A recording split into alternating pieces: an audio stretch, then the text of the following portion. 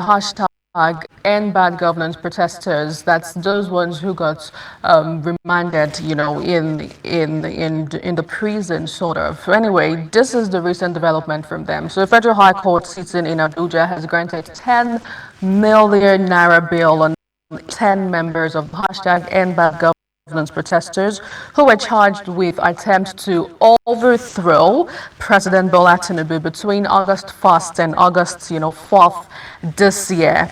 Well, while delivering ruling in their bail application, Justice Emeka Wite said the protesters must produce sureties who must be property owners in Abuja and must deposit documents of the properties to the courts in addition to swearing in of affidavits of means, and went on and on and on. He also went on to say international passports, must be deposited, and during the course of this period, up until everything has been finally resolved and settled, to engage in any, political, communal procession, sort of, so to say. And today, this morning, we're going to be looking critically at it. Amnesty International has come out to react as regards this recent development, spanning intimidation and a whole lot of things as well. Me virtually to talk some more as regards this morning, as we take a critical look at human rights, bail condition and arrest for protesters, is Mr. Hassan Soweto. He is a human rights activist who joins us virtually this morning. Good morning, Mr. Hassan. Yeah, good morning, and thanks for having me. Thank you very much. How are you doing today? Yeah, I'm very much fine, thank you.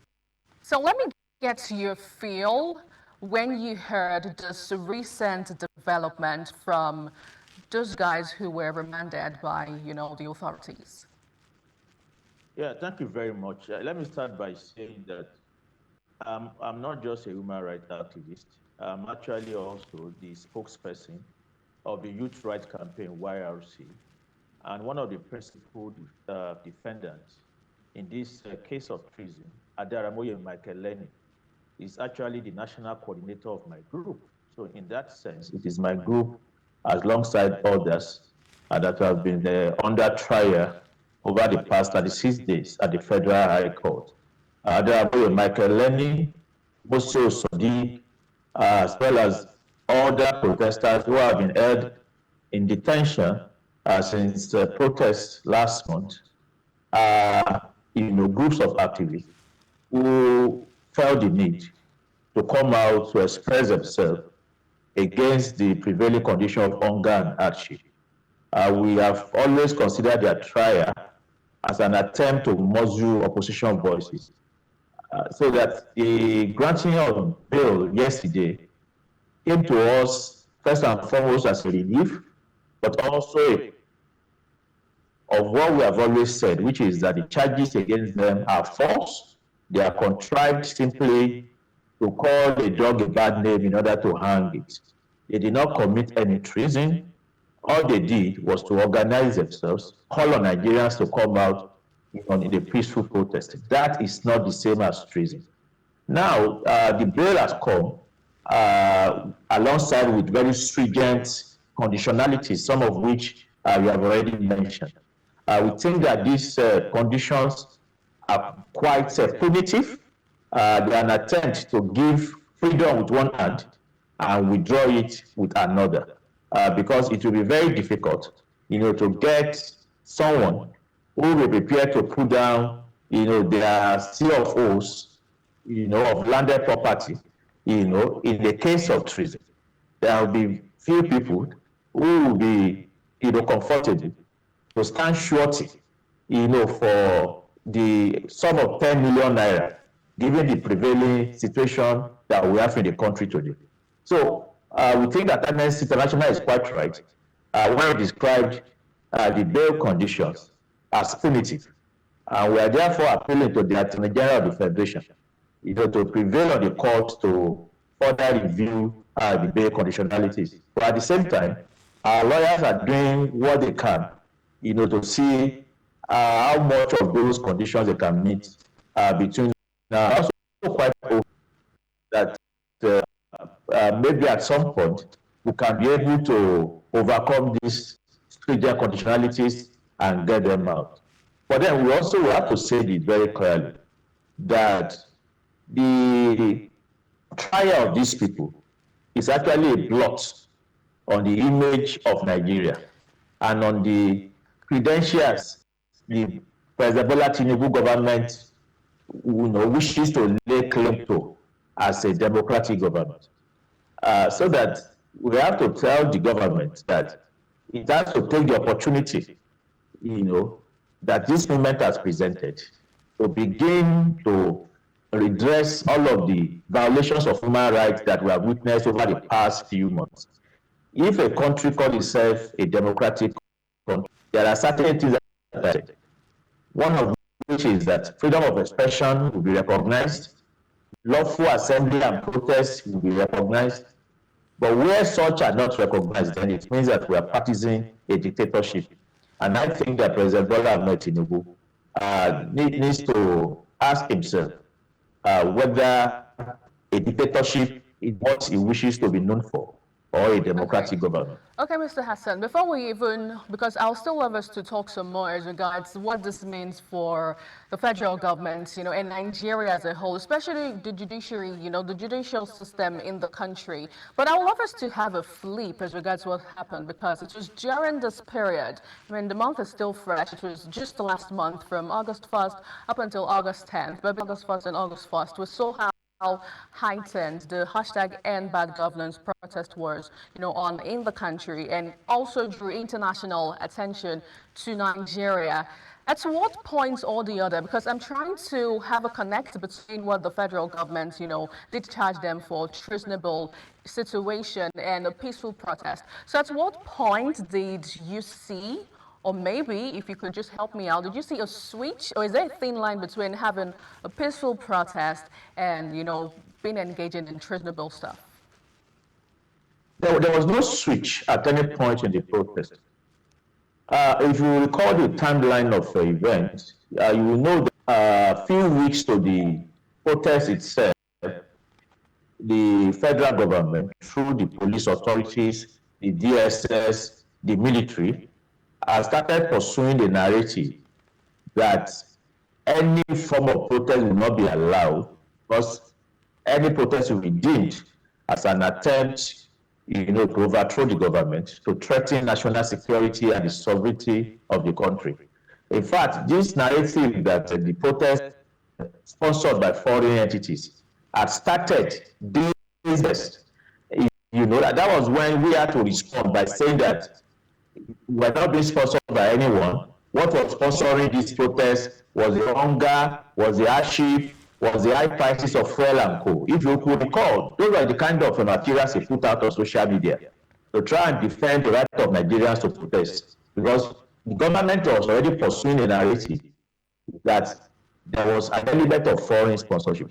So what I'm trying to say, therefore, is that what we have seen since the protest ended regarding the arrest of people and the trial for treason, including the attempt to create the Russian plot behind the protest, were actually part of a narrative that had been orchestrated before the protest.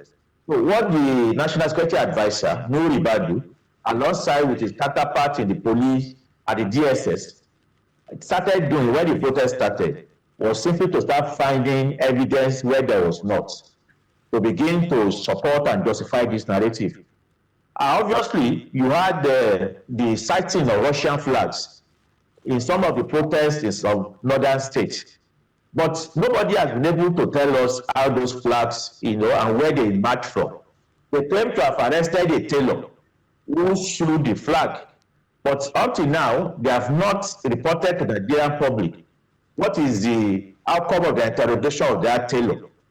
And we know for a fact in Lagos and other areas that during the 10 days of protest, the DSS, the NSIA and co sponsored their plainclothes agents among protesters, infiltrated our ranks. In many places in the north, some of the violence that we saw were actually precipitated, by plainclothes DSS agents infiltrating, protesters. So we cannot also tell whether it was not even, who inserted Russian flags in the midst of this protest, all in order to justify a narrative, they had already started before the protest itself. Don't forget that in Kano State, they arrested a group of Polish students who were filming the protest. They were on an academic visit to Kano around the period of the protest, and they saw the protest, got interested, and started filming it. Because Polish people obviously look like Russians, the police arrested them in order to utilize them to justify a Russian plot. But they are about to release them now, apparently because that narrative, that evidence was not going to fly. This situation and this conversation is still on in court, so as we are aware about that. But I'd love us right now to have another angle to this conversation. Interestingly, this is not the first time we're seeing cases like this happen. There was a similar one with Showore the other time, and we saw how that's panned out in the country. So let's talk about human rights generally for an average Nigerian. How is it truly upheld? Do you think it is upheld up until the fullest, in terms of what we are seeing right now in the country?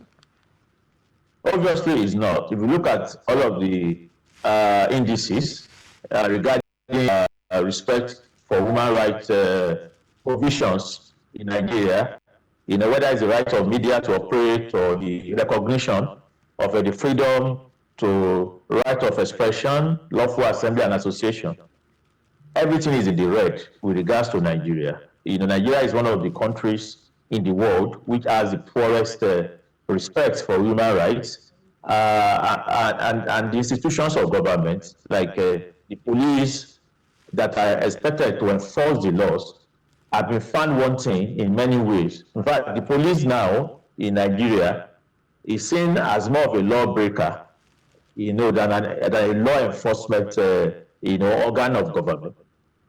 Since the EndSARS, 4 years ago, we have seen the police even become more brutal, more violent, in the way they treat Nigerians, even in the way they treat, those who may have committed crimes and are meant to be prosecuted in the appropriate way.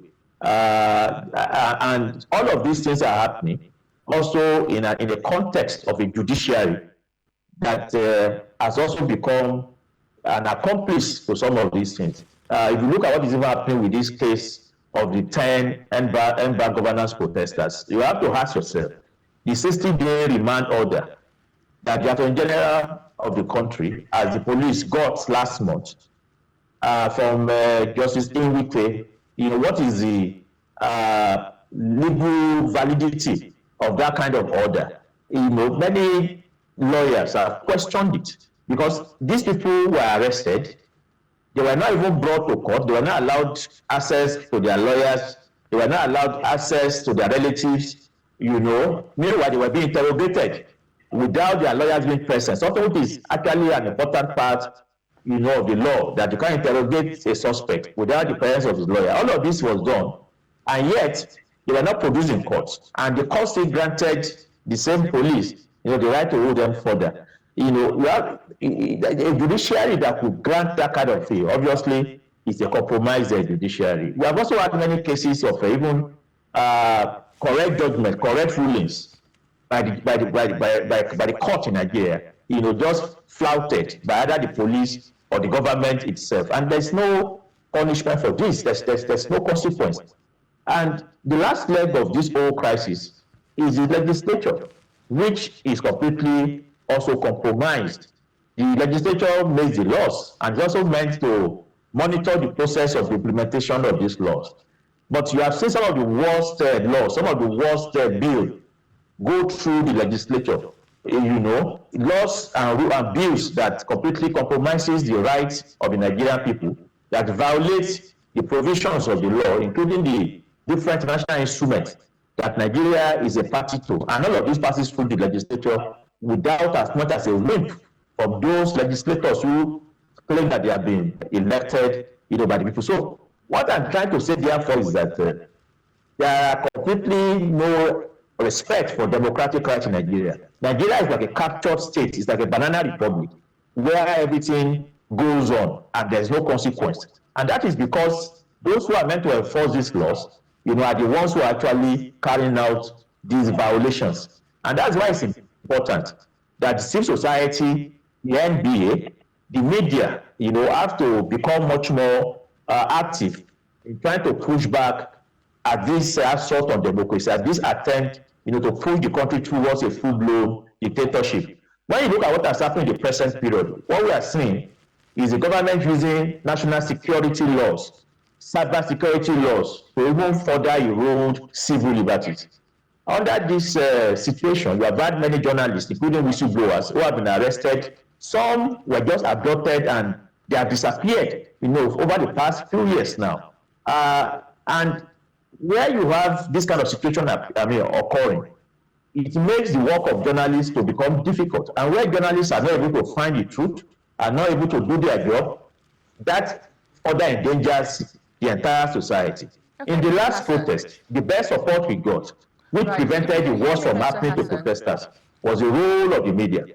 Great. Yeah, go on. If I can you hear can you. hear me, because during the course of what you said, it seems to me like at some point or the other we're having an infringement in human rights right here in Nigeria. So let's talk about other measures. What do you think could be some of the measures Nigerian authorities could take to actually ensure that public order, is actually carried out to the fullest without infringing in the human rights of a citizen of the country here in Nigeria? Well, the first thing to say is simply that the laws should be enforced judiciously. The laws are already there. In the Nigerian constitution today, every Nigerian citizen has the right to freedom of expression, freedom of association, and freedom of lawful assembly. The section 39 and 40 of the Nigerian constitution is very, very clear about that. So you don't even need any new documents or bill, to enforce that. It already exists. All the government needs to do is to ensure that the provision of the constitution is enforced and respected by agencies that are concerned with the protection of civil liberties, and the moderation of a civil engagement. In this case, I'm talking about the police. I'm talking about the law courts, because the police are meant to enforce the right of Nigerians to protest. But the police now, they try to amend this, saying that every Nigerian who has to protest must first come to collect a permission to protest from the police authorities. Meanwhile, in the Constitution, this is not, provided for. Also, as of 2007, the Supreme Court already ruled very, very clearly that no Nigerian requires the permission of a commissioner of police or the IGP before exercising their right to freedom for lawful assembly. So we need the legislature in Nigeria, for instance, and the executive to make it clear to the IGP that henceforth every Nigerian has a right to protest. No Nigerian needs permission from the police to protest. All a Nigerian that want to protest needs to do, announce it. Once that announcement is made, the police have a duty to go there to ensure that the thing goes well, that the right of those Nigerians protesting, are enforced and they are protected, and also that the right of other Nigerians, in the vicinity are equally protected. Then the other thing is to ensure that there is a consequence for impunity. So where you have officers of the law do something bad, violate people's rights, there has to be consequence. But that ensures that nobody will dare do that anymore. So if some of these measures can be taken, perhaps we can begin to see some progress. But the unfortunate thing is that it is the government that is meant to do all of this that is the biggest culprit when it comes to violation of people's rights.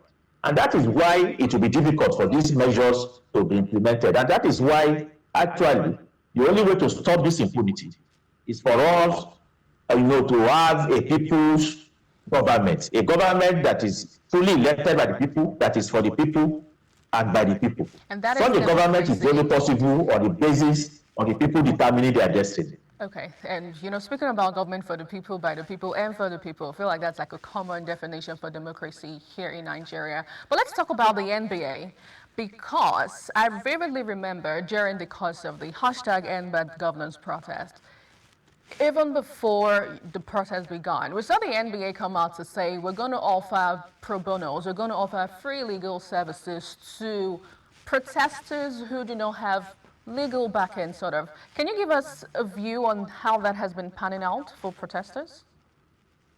Yes, I mean, we have to commend the NBA because, and of course, the body of lawyers across the country. Because apart from journalists, I think that lawyers were the next group of people in this country who did everything possible to limit the rate at which Nigeria would have even suffered tremendously during the protest last month. In Lagos, for instance, we had about 67 lawyers who were on standby, on pro bono basis to respond to any cases of arrest. And that is why when you say the protest was peaceful in Lagos, the police were civil, it was not just because the police wanted to be civil, it was because you had lawyers also who were prepared to take up the police. So, for instance, we had about 16 arrests in Lagos during the course of the protest. And why nobody is still in detention in Lagos State today is because you had the likes of Barrister Nibi Effiong as well as his colleagues, responding to our call, going to police stations at any hour of the day or night to get our people released. That is why we don't have anybody still in detention, in Lagos, after the protest. In other parts of the country, the NBA has been splendid. They have a committee that has been providing pro bono legal assistance with me now. But as part of the country, they have been able to plug the gap when it comes to ensuring legal representation for the protesters. And the 10 just got a bill yesterday in Abuja. We also have to commend Mr. Femi Falana SAN, Mr. Lumbe Physical SAN, as well as their colleagues, more than 10 to 15 of them, who also on pro bono basis have been going to court since, early September to try and ensure that the rights of these people are defended. I think we have to give it to the NBA. But what we also need to do is to ensure that nobody falls through the gap because there are also a number of places where maybe the NBA representation may not have been very effective or may not have gotten to those places. And that's not because of that's not the fault of the NBA anyway. That's because in most of these places, the police authorities or the DSS do not hold up to holding people. I will mention the example of Kaduna, for instance, where they have been holding Engineer Khalid Aminu and about 7 others.